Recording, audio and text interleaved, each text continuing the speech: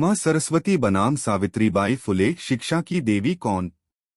नमस्कार, जय भीम साथियों। स्वागत है आपका ARDN स्टोरी चैनल पर।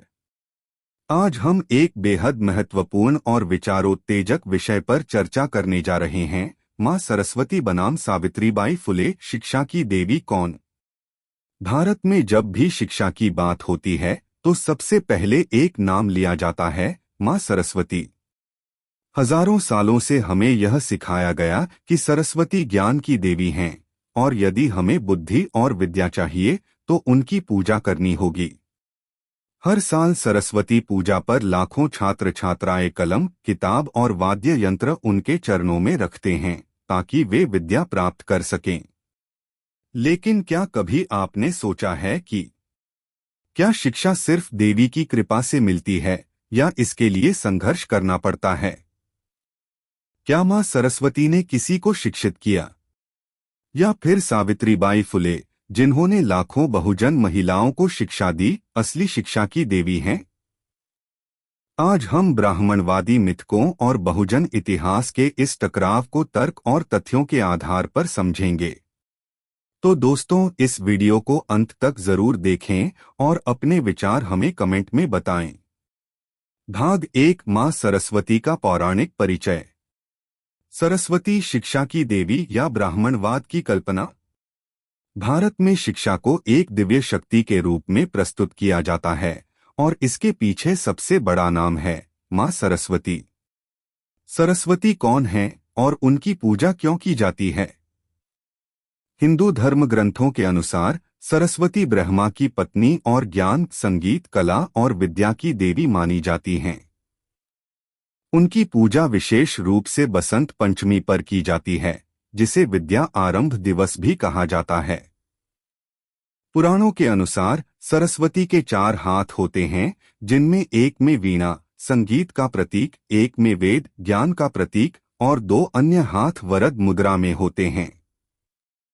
कहा जाता है कि जो विद्यार्थी माँ सरस्वती की पूजा करता है वह बुद्धिमान बनता है और विद्या प्राप्त करता है।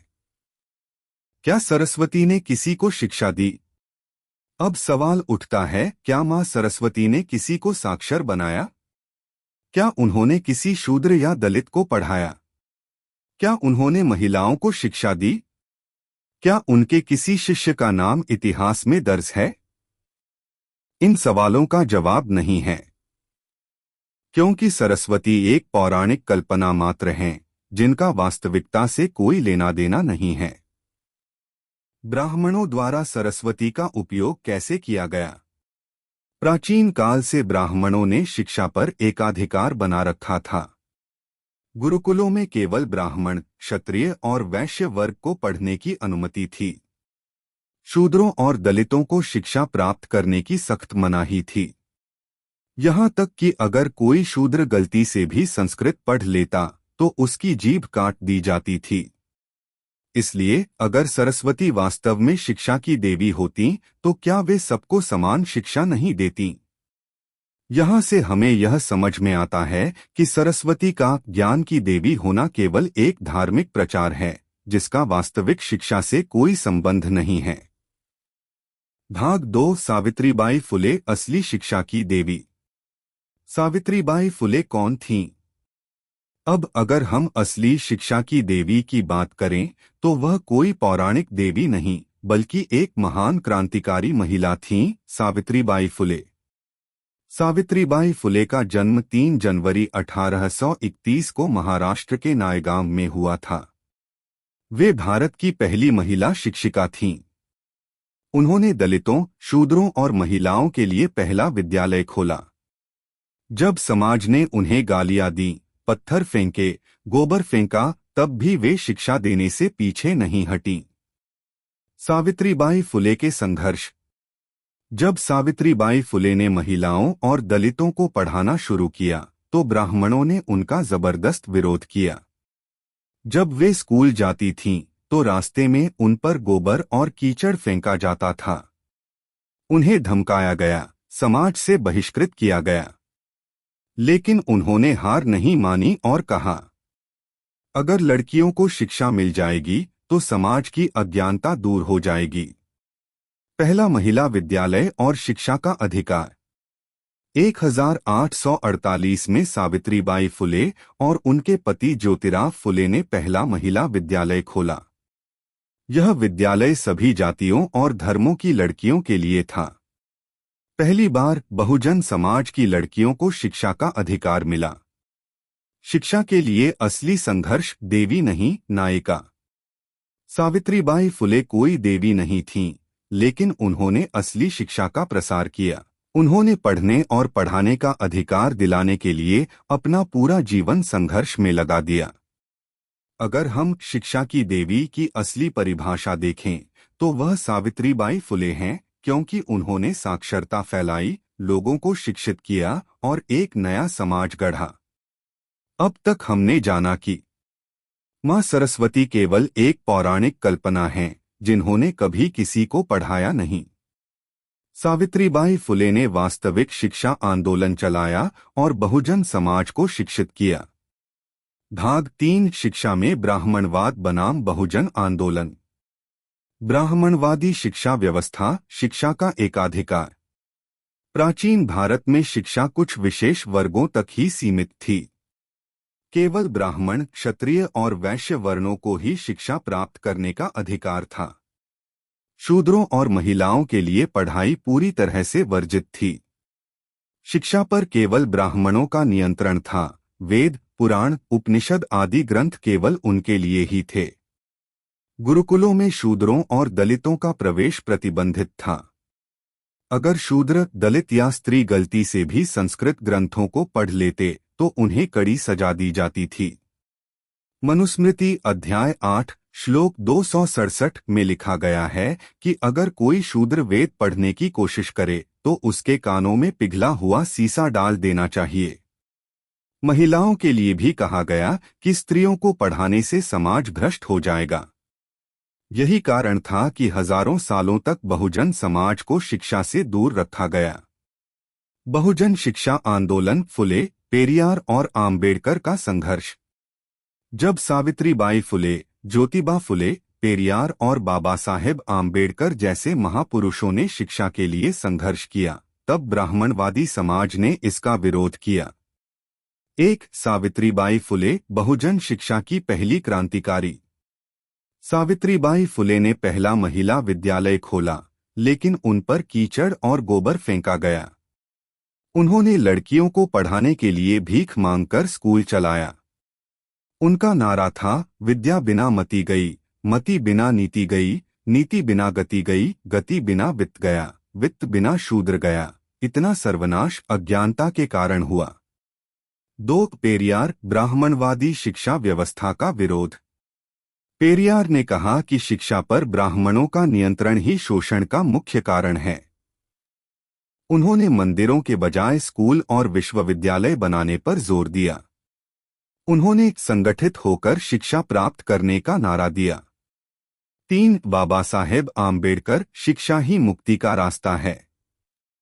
डॉक्टर आम्बेडकर ने कहा कि शिक्षा वह हथियार है जिससे दलित और शोषित लोग अपने अधिकार प्राप्त कर सकते हैं। उन्होंने बहुजन समाज को शिक्षित बनो, संगठित बनो, संघर्ष करो का मंत्र दिया। भाग 4, देवी बनाम संग्रामशील महिला, प्रतीकों का महत्व। अब सवाल यह है कि क्या हमें शिक्षा प्राप्त करने के लिए एक देवी की पूजा करनी चाहिए या फिर एक संग्रामशील महिला से प्रेरणा लेनी चाहिए? ब्राह्मणवादी प्रतीक, मां सरस्वती। सरस्वती को ज्ञान और विद्या की देवी कहा जाता है, लेकिन उनकी कोई ऐतिहासिक उपलब्धि नहीं है। वे केवल एक धार्मिक कथा का हिस्सा हैं, जिनका उपयोग ब्राह्मणों ने अपने ज्ञान के एकाधिकार को बनाए रखने के लिए किया। सरस्वती केवल उन्हीं लोगों की देवी थीं, जिन्हें शिक्षा प्राप्त करने की अनुमति थी, यानी ब्राह्मण, क्षत्रिय और वैश्य। बहुजन प्रतीक, सावित्रीबाई फुले। सावित्रीबाई फुले वास्तव में शिक्षा की देवी थीं, क्योंकि उन्होंने बहुजन समाज को शिक्षा दिलाने के लिए संघर्ष किया। उन्होंने पहली बार लड़कियों को शिक्षा दिलाई, उन्हें स्कूल भेजा और समाज को शिक्षित करने का आंदोलन चलाया। अगर बहुजन समाज शिक्षित हो पाया तो इसका श्रेय किसी देवी को नहीं बल्कि सावित्रीबाई फुले जैसी महिलाओं को जाता है। तो असली शिक्षा की देवी कौन? एक पौराणिक कथा की देवी जिनकी सिर्फ पूजा की जाती है, या एक बहुजन क्रांतिकारी महिला जिन्होंने लाखों लोगों को शिक्षित किया? इसका जवाब साफ है, सावित्रीबाई फुले ही शिक्षा की असली देवी हैं। भाग 5 सरस्वती पूजा बनाम फुले जयंती। आज भी बहुजन समाज सरस्वती पूजा में लाखों रुपए खर्च करता है, लेकिन सावित्रीबाई फुले की जयंती पर बहुत कम लोग ध्यान देते हैं। एक सरस्वती पूजा पर ब्राह्मणों का नियंत्रण। हर साल बसंत पंचमी के दिन बड़े स्तर पर सरस्वती पूजा का आयोजन किया जाता है। बहुजन समाज भी इसमें बढ़ चढ़कर हिस्सा लेता है, लेकिन वे यह नहीं सोचते कि यह पूजा उनके लिए नहीं है। ब्राह्मणवादी ताकतें इस पूजा के माध्यम से शिक्षा पर अपना नियंत्रण बनाए रखती हैं।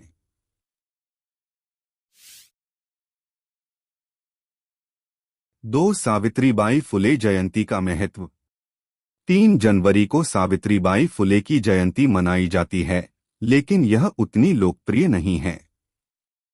अगर बहुजन समाज को शिक्षा का महत्व समझना है तो उन्हें सावित्रीबाई फुले की जयंती को सरस्वती पूजा से बड़ा बनाना होगा। तो हमें क्या करना चाहिए? 1 सरस्वती पूजा के बजाय सावित्रीबाई फुले जयंती मनाएं। 2 हर साल 3 जनवरी को बहुजन समाज को संगठित करें और शिक्षा पर चर्चा करें। 3 स्कूलों और कॉलेजों में सावित्रीबाई फुले की शिक्षाओं को फैलाएं।